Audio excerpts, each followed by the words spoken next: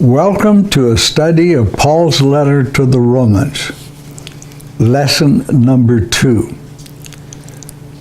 which will cover the salutation, his desire to visit Rome, and the power of the gospel. This is Romans 1 through 17. Section 1, the salutation. The first thing that was in a Hellenistic letter was this identification of the author. The self-identification of Paul, Romans 1 through 5. He is a servant who belongs to Christ Jesus. Note both the human and the divine designation of the nature of Jesus' person.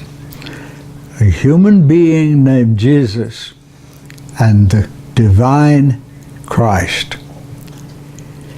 He was appointed to this status by God for the purpose of preaching the gospel of the life, death, and resurrection and ascension of Christ to the present age.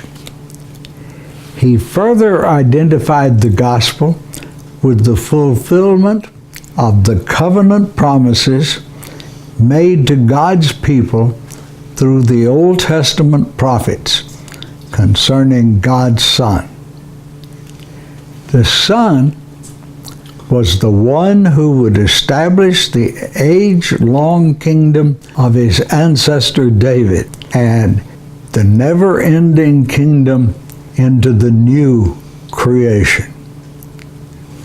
These dual results were guaranteed by his resurrection from the dead. Both Paul and the believers at Rome had benefits of the finished work of Christ. The point being that both the preacher and the preached to were in the same category of people in their relationship to God. Paul's share of these benefits enabled him to preach the gospel to the Gentiles and to bring them into a covenant relationship with God. The Romans' share enabled them to become a part of the new covenant people of God.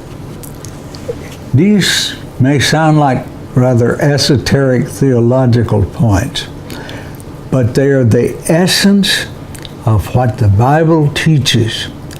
It is one God, one plan, one historical process. I noticed that Sunday morning at the Oak Hills Church Assembly was announced that we're going to go back through the story of that process. And I don't think we can do it too often, because it is the narrative of God's action that constitutes the gospel. You do not make a theological argument, you tell the story of God's action. Section 2, Paul's desire to visit Rome, Romans 1:8 through 15. By means of the classic letter form, which used an expression of gratitude to God for his readers, Paul thanked God for them.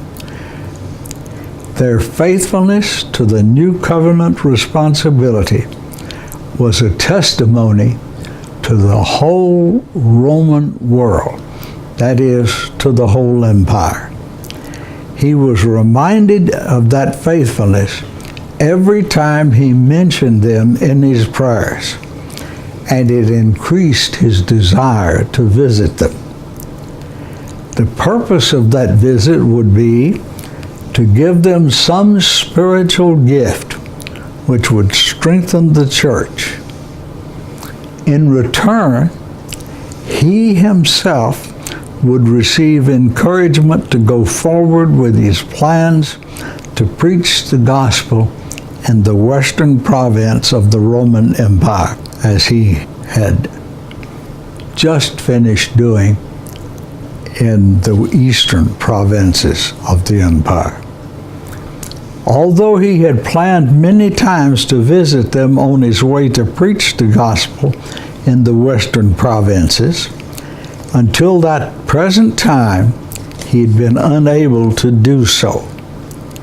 But his obligation to preach the gospel to all the Gentile world would remain unfulfilled until he had done this final act.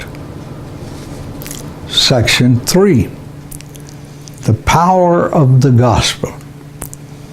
Romans 1, 16 and 17. Paul felt good about his mission to preach the gospel to everyone, both Jew and Gentile, because the message concerning the work of Christ on the cross was the only power in the whole creation which could redeem that creation from chaos and meaninglessness. However, it was a power that could only be appropriated by trusting in the God whose faithfulness to his promised plan placed his Son on the cross. But to those who trusted in the work of Christ on the cross, that trust made them right with God, and that is the justification for his desire to further that plan. Thank you.